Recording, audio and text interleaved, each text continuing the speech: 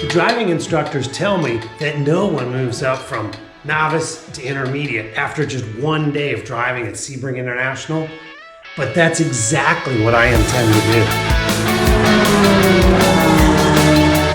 I'm Chip Weaver, and I'm about to show you the world of high-performance driver education, where practically anyone with a driver's license can take the family car on a closed-course circuit without speed limits and learn proper driving technique. Of course, each driver must concentrate on safety and having fun.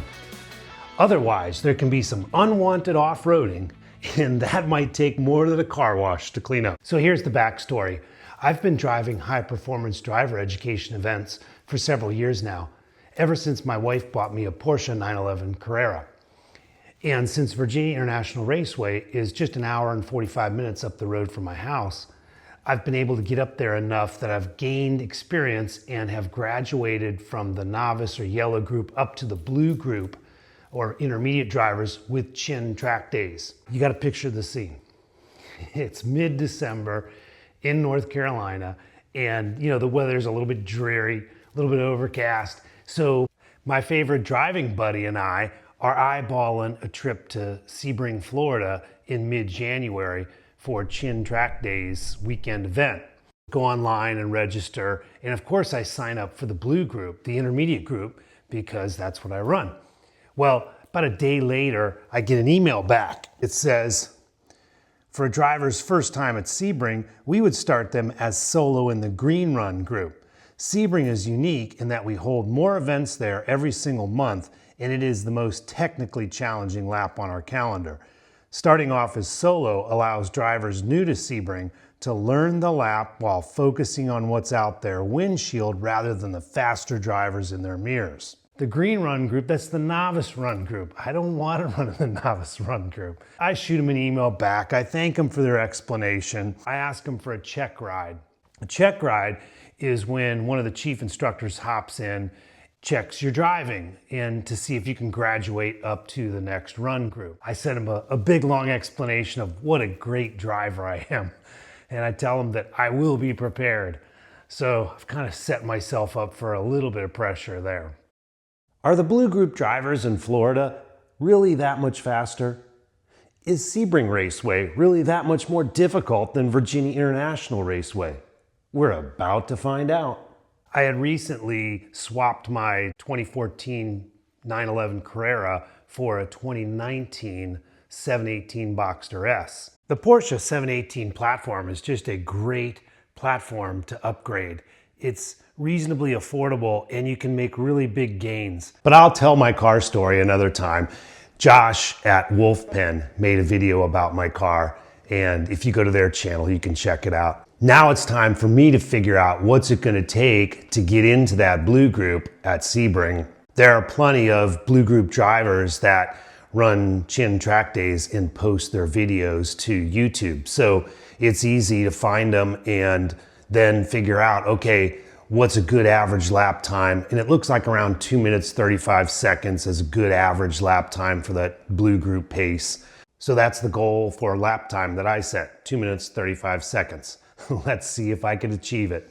Moving into the paddock Friday night, it's always exciting. HPDE events are like car shows that you get to drive in. The guys let me know that my check ride for the blue group will be Sunday morning at 9:30 a.m. Saturday dawn's beautiful. Blue sky, and we get through our driver's meeting. Then it's time for first session there. And I'm a bundle of nerves, you know? It's like, I haven't been nervous for a driver's event in a long time. But there's 171 drivers registered, and I'm slotted in that yellow novice group and I want to move up. I make sure that I get right to the front of the group because I want to get some clean laps before I get into traffic. That's what I'm anticipating. I get one lap and I catch a Ferrari on its out lap, but he points me by pretty quick. I find clean track, get some good laps in, and the track is as I thought it was going to be. It is technically challenging. Flow is fantastic. It's definitely a puzzle that you have to solve, and it's just a lot of fun right off the bat. Well, I get done with the first session, take a look at the data. How did I do? Best lap time for that session was 2:46. I didn't expect to be that far off the pace. So now it's a matter of, I mean, that's 11 seconds from where my goal is and where I think I need to be to get into the blue group. Now, an important thing to understand about recreational performance driving like this is that you can't shave off lap time abruptly. You don't want to unbalance the car. The instructors teach you how to creep up to speed. They'll teach you how to brake just a little bit deeper into the turn and carry a little bit more speed through the corner. And when I look at that 10 seconds or 11 seconds that I'm going to try to improve, it's a pretty big mountain to climb, I think. Can I make it? I'll just check my data and try to find those areas where I can pick up the pace. Got to tell you a story about one of my favorite sessions of the day. We were paddocked next to a father and daughter driving red Porsches. He drove a red 911 and she was driving a 718 GTS. On one of the sessions, I caught up with her on track and she was a good driver, really pretty quick. She did have an instructor in the car, but she was a good driver. I mean, you know, there's no doubt about it. And that's a fast car. I caught her on a lap and instead of pointing me by, she makes me follow her for about almost an entire lap. I mean, I show myself right, I show myself left. I'm expecting her to point me by. I'm expecting the driving instructor in the right seat to tell her, hey, point the driver behind you by, but she doesn't. The only good thing about it was this. I finally got the point by. It was out of 16, which feeds into that long straightaway to turn 17. It gave me a chance to just see how the car performed against that GTS, and I just pulled away. And as I mentioned, she was a good driver. I know she was flat on the floor there, and I was just pulling away. And then after a couple of turns, she was out of my mirror. I couldn't even see her. So I really felt good about the performance of that Boxster S versus the GTS. It's kind of a little unofficial test. For the rest of the Saturday sessions, things are going great. I love this track. It was just so much fun. And, you know, the track line is definitely coming to me. I'm hitting my spots, keeping the car balanced.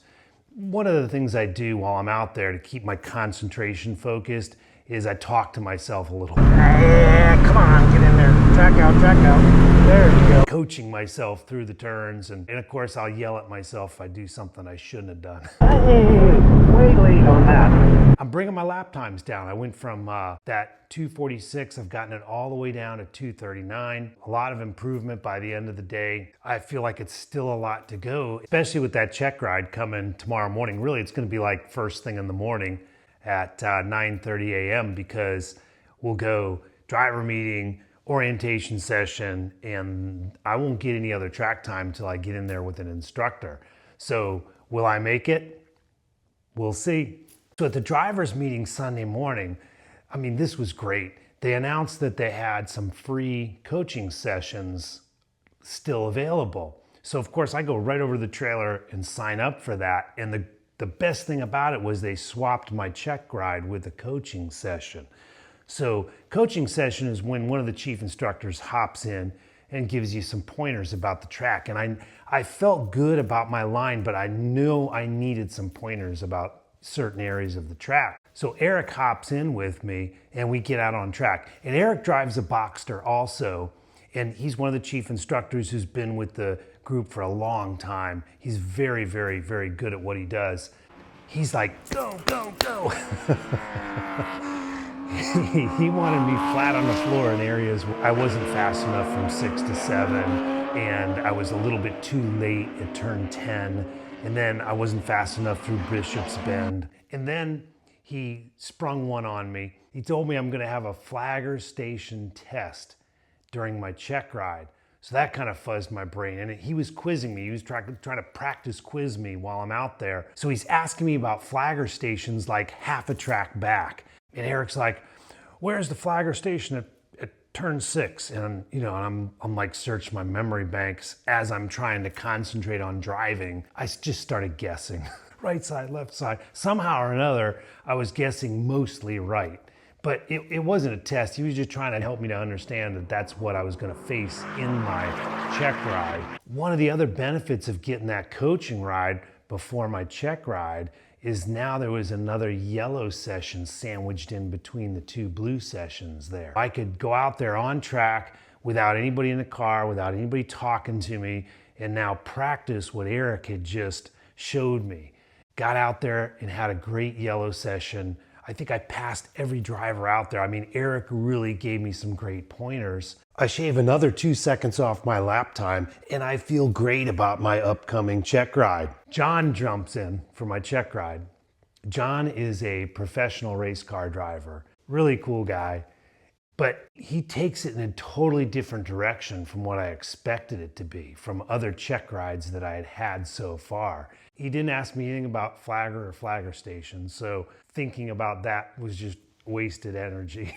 A check ride, you're kind of expecting the instructor to just watch what you're doing, maybe give you a little bit of coaching, but John was trying to fix every single one of my corners each lap. So as we're winding up this check ride, the last few minutes, John asked me, well, how do you feel about the performance? And I'm like, I'm passing, a good number of these blue drivers, and I'm managing the traffic. So the faster drivers, I'm getting them by, I'm pointing them by in the corners, I'm pointing them by, pretty much all over the track. And I feel like my pace is there, and I feel like my traffic management's there.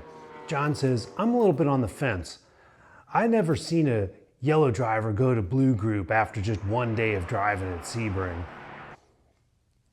A little bit of silence there for a few minutes as I pull into the paddock, and I'm wondering what's gonna happen, The event manager walks over and asks John, how did it go? And John says, well, Chip's too fast for the green group. He's gonna be driving in the blue group. So I'm like, yeah, I made it. I got my blue wristband. I'm driving with the intermediate group now. John's coaching turned out to be great. He gave me some pointers that I was able to shave off 1 more second, get my best lap time of the day. On the last session, on the last lap, I ran a 2:36. I have to be happy about getting that close to my target lap. And the money I spent on the Boxster S, it was definitely worth it. It handles so great, and it's so fast. I've got to thank the guys over at Wolfpen for getting the car together, and the guys at Chin Track Days for the great coaching. Thanks for watching. I hope you enjoyed the ride.